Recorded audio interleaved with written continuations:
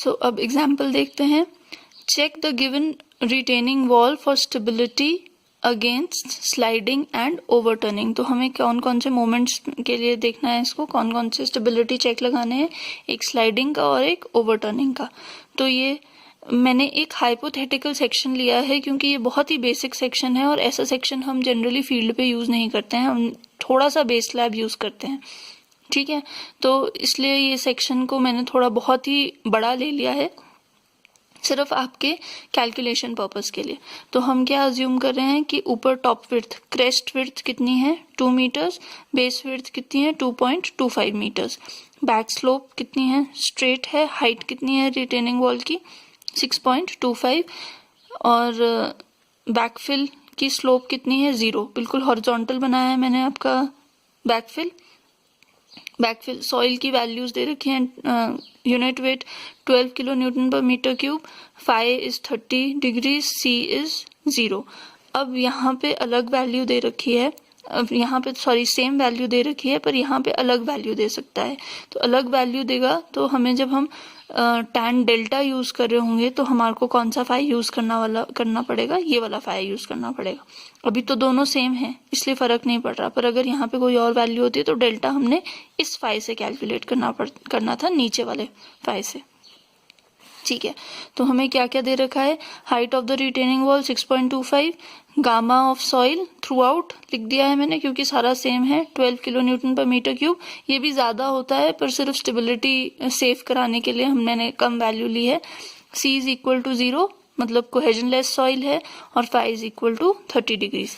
तो सबसे पहले तो हम फोर्सेस कैलकुलेट कर लेते हैं जो फोर्सेस मेरी रिटेनिंग वॉल पे एक्ट कर रही है। तो फर्स्ट फोर्स एक्ट कर रही है एक्टिव अर्थ प्रेशर।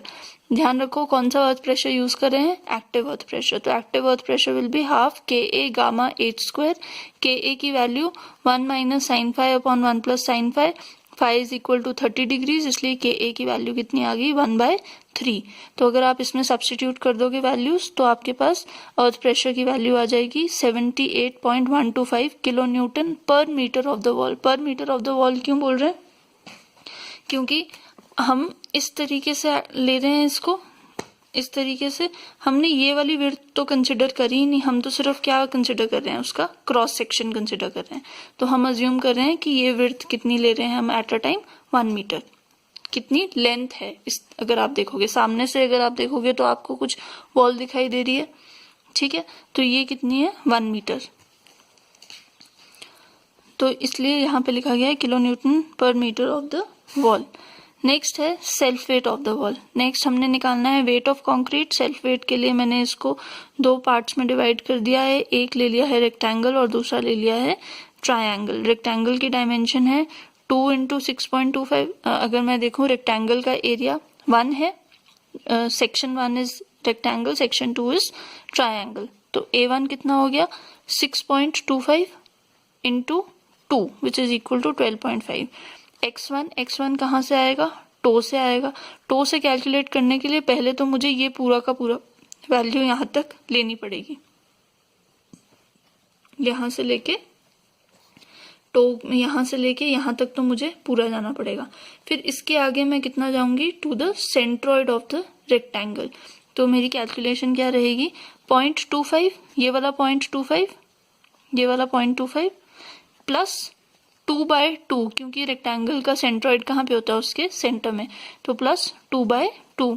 तो मेरे पास x1 बार की वैल्यू कितनी आ गई 1.25 फ्रॉम टो। तो कहाँ से आ गई x बार की वैल्यू 1.25। आई एम सॉरी यहाँ पे 0.5 लिखा है, ये होना था 1.25 फ्रॉम द टो। नेक्स्ट है A2 की वैल्यू क्या हो जाएगी, A2 है एरिया ऑफ दिस ट्रायंगल। तो area of the triangle is half into base into height. तो half into 0.25 into 6.25 which is equal to 0.78125 millimetre square. x2 bar क्या हो जाएगा 2/3, ये मिलीमीटर नहीं है ये मीटर स्क्वायर है। x2 बार क्या हो जाएगा 2/3। हमें पता है ट्रायंगल के लिए सेंट्रॉइड कितना होता है 2/3। इधर कुछ ऐड करने की जरूरत नहीं है क्योंकि ये डायरेक्टली टो से आपको वैल्यू दे रहा है। तो 2/3 of 0.25 which is equal to 0.166। तो x bar is equal to a1 x1 bar plus a2 x2 bar upon a1 plus a2, उस कैलकुलेशन से मेरे पास x बार की वैल्यू आ गई 1.186 मीटर्स फ्रॉम द टो। तो टो से x बार, टोटल x बार पूरे क्रॉस सेक्शन का x बार कितना आ गया 1.186 मीटर्स।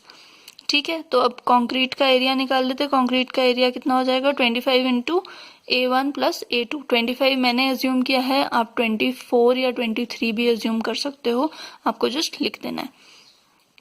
तो ये पूरी वैल्यू आ गई 332 kilo newton per metre of the wall. Weight भी हमने सिर्फ किसके लिए निकाला, 1 मीटर विड्थ के लिए निकाला, इसलिए हम इसको क्या लिख रहे हैं, kilo newton per metre of the wall. तो अब हमारे पास weight of concrete is 332 kilo newton per metre of the wall, x bar is 1.186 metre from toe. तो ओवरटर्निंग मोमेंट के लिए चेक करते हैं, ओवरटर्निंग के लिए तो ड्राइविंग मोमेंट क्या हो जाएगा, P into h by 3, P into h by 3 करेंगे तो 162.76 किलो न्यूटन मीटर आ रहा है। और एम आर ये किलो न्यूटन मीटर पर मीटर भी कर सकते हो, क्योंकि हम पर मीटर बात कर रहे हैं। Moment of resistance, resisting moment क्या है, weight of concrete into x bar. Weight of concrete is 332 into 1.186 which is equal to 393.75।